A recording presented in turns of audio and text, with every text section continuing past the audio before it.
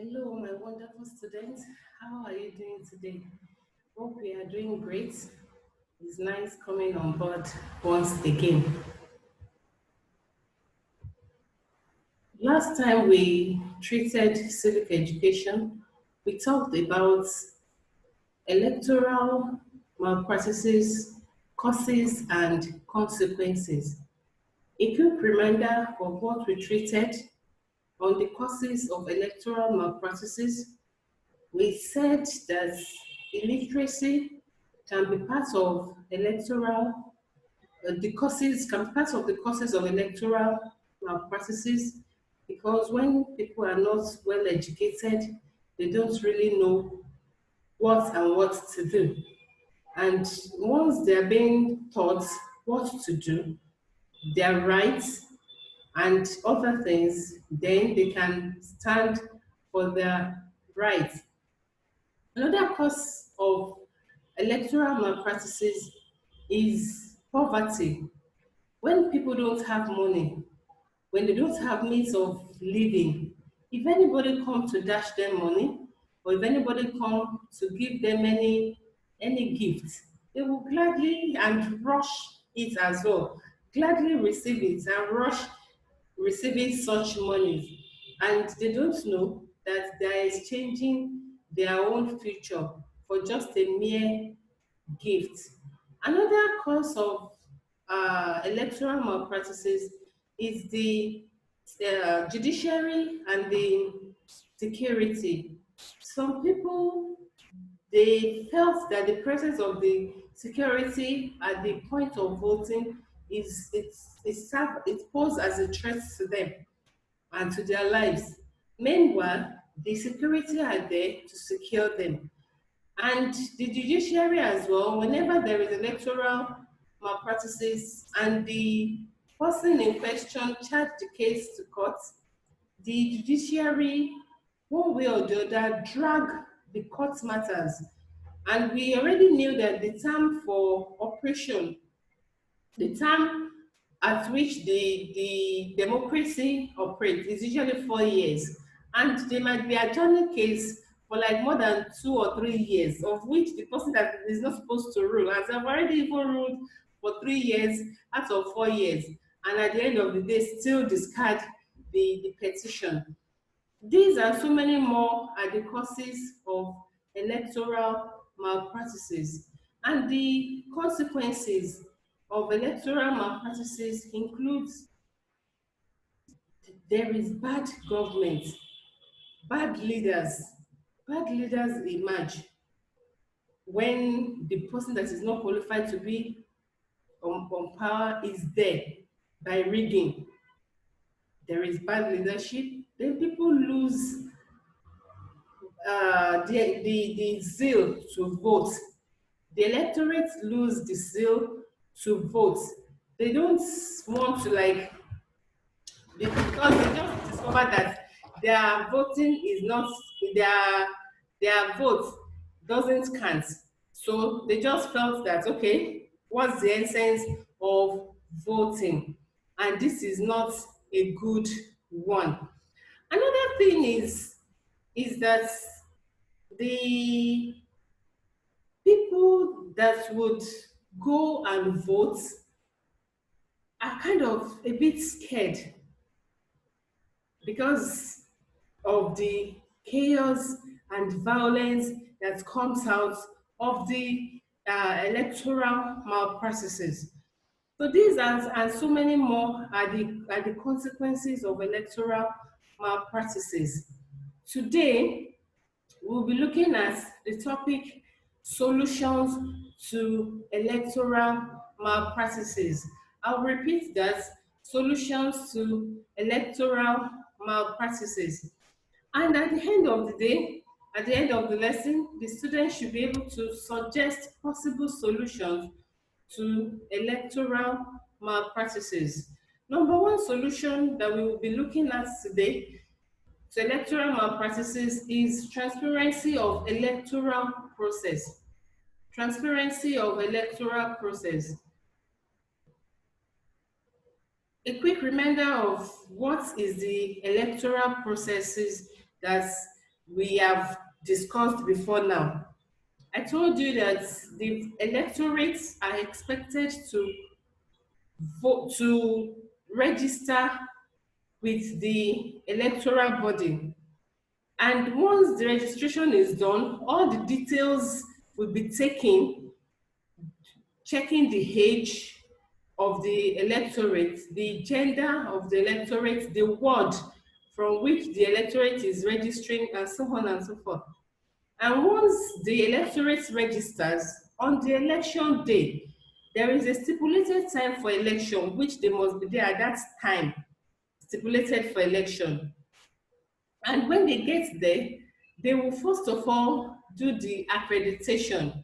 Accreditation simply means when the electorate are on queue and the electoral officials come to check whether the voters card that they are holding is the same, they are the owner of the voters card, because some people impersonate.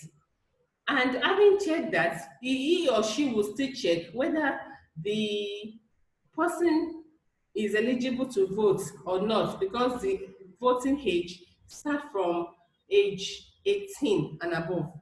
Having done the accreditation, they will count the number of voters on the queue, and they will make pronouncements of that number for a record purpose, because at the end of the day, the number of the accredited electorate must tally with the number of the electorate that's voted at the end of the day.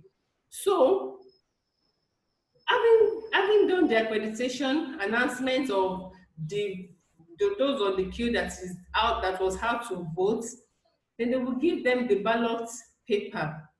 There must be ballot box there on the table already. They will give them the ballot paper and ask them to vote. Beforehand, the electorate must have been educated on how to vote, to choose their choice of candidates and their choice of party. And they must do it correctly so that it will not be null and void. And not keeping the ballot paper with them, they must return the ballot paper into the ballot box. When the voting has come to an end, the official will pour it on a clean table, cleared and clean table, whereby the ballot paper will be counted in regards to the party and the candidates. And having gotten the results of the election, it will be declared at the polling unit for everybody to hear, because the representatives of the party is there, and the representative of the party is there, and the representative of the international representative is there as well. And the results will be pasted on the polling unit there. It is very, very important. All these processes must be made transparent, must be well transparent. If it is not transparent, then there can be manipulation of any sort. And the moment there is manipulation, then there is electoral malpractices. And we are looking at the solution to electoral malpractices here. So number one solution is transparency of electoral processes. Then let's see another solution to electoral processes. Another solution to it is announcement of the results at the polling unit.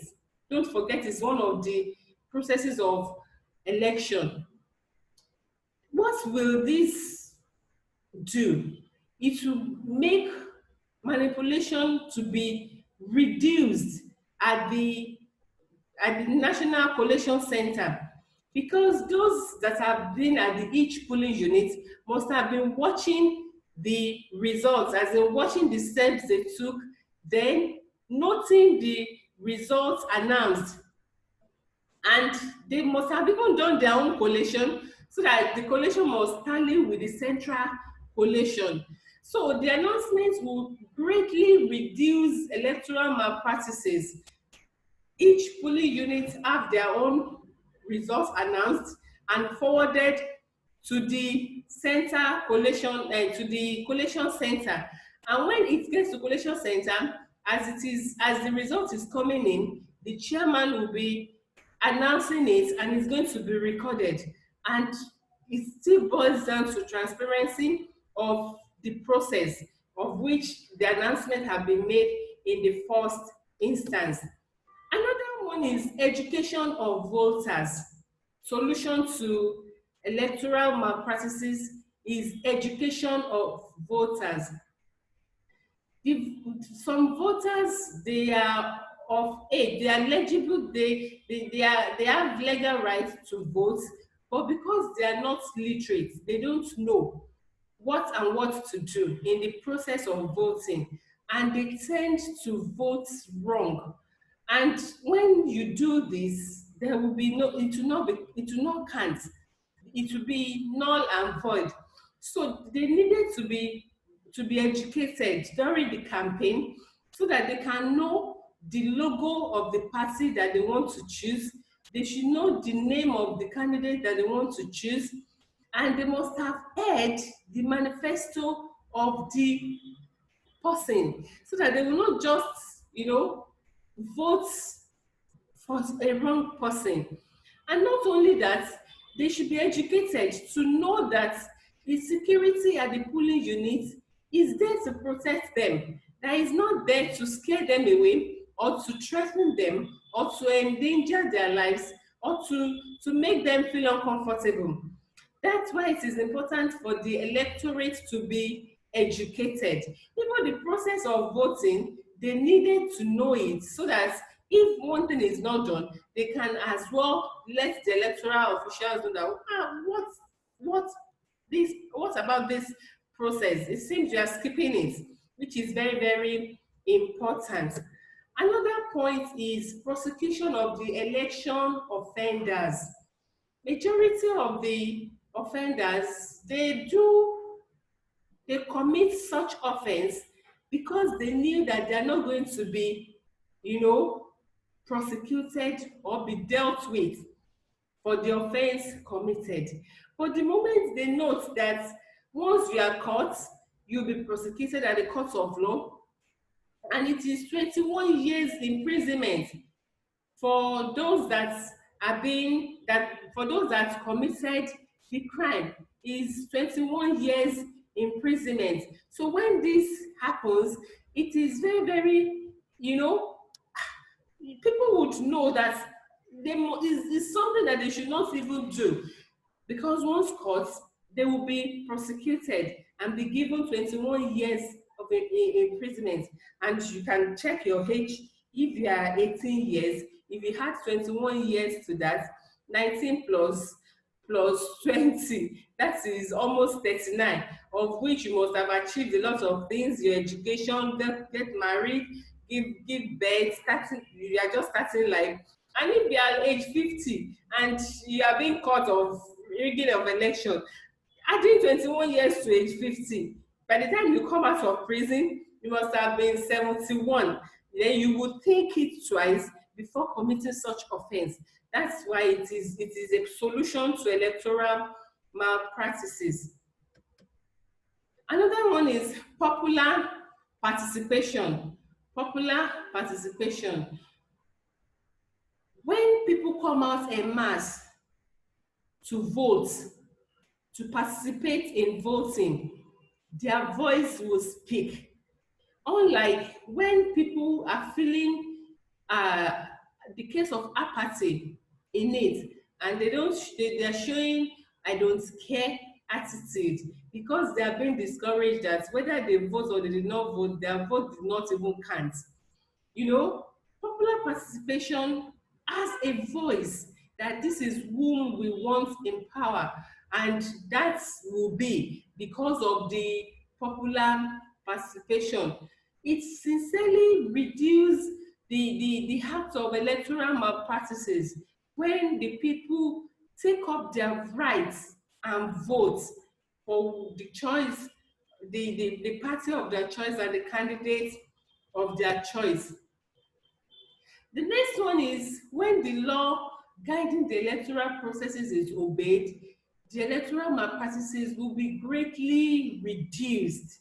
So, obedience to electoral law, it is another solution to electoral malpractices. The workers of the Electoral Commission should be paid very well. Why should they be paid very well?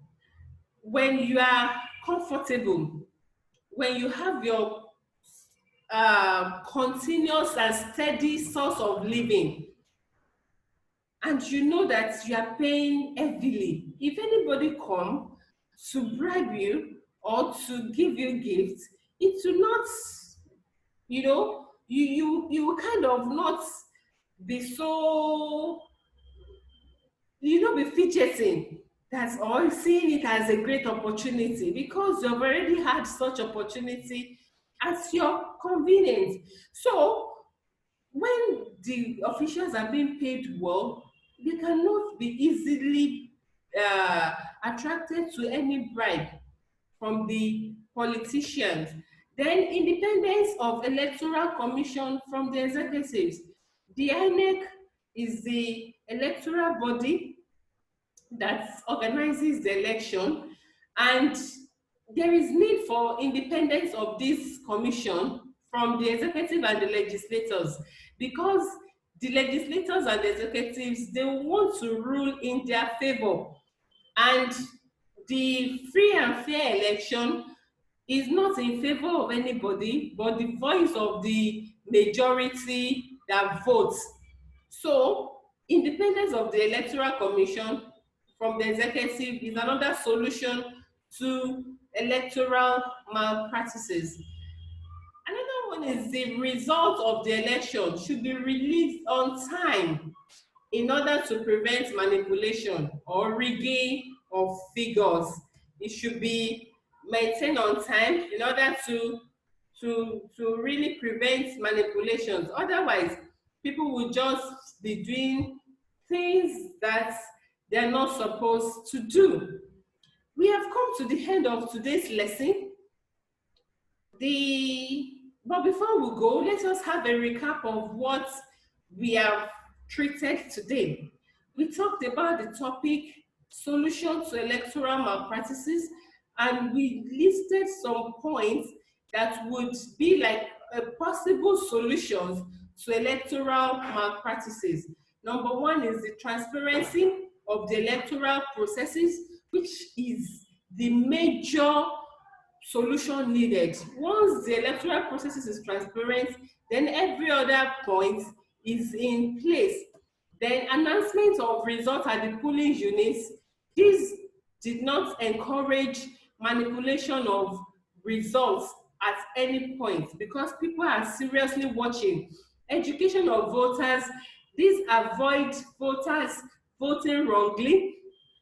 They know their rights, they know the electoral processes, they know their security, and so on and so forth. So it's also encourage, it's also a possible solution to electoral malpractices. Prosecution of election offender. Anyone that commits electoral malpractice should be duly prosecuted and duly dealt with. By the offense attracts 21 years imprisonment and should be well served to anyone that is found guilty of such offense.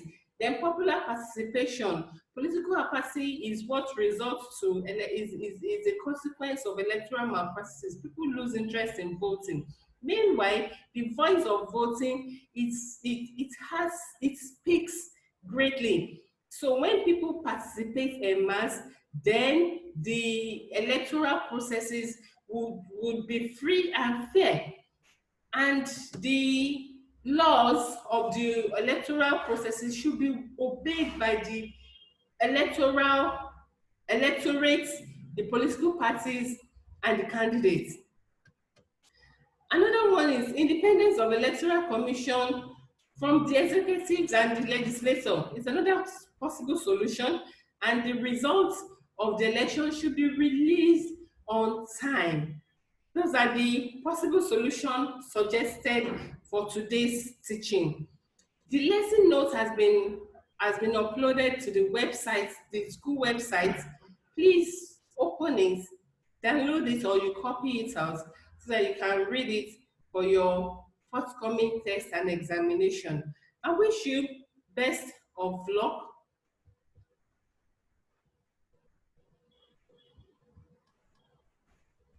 Just have a great day and remain blessed.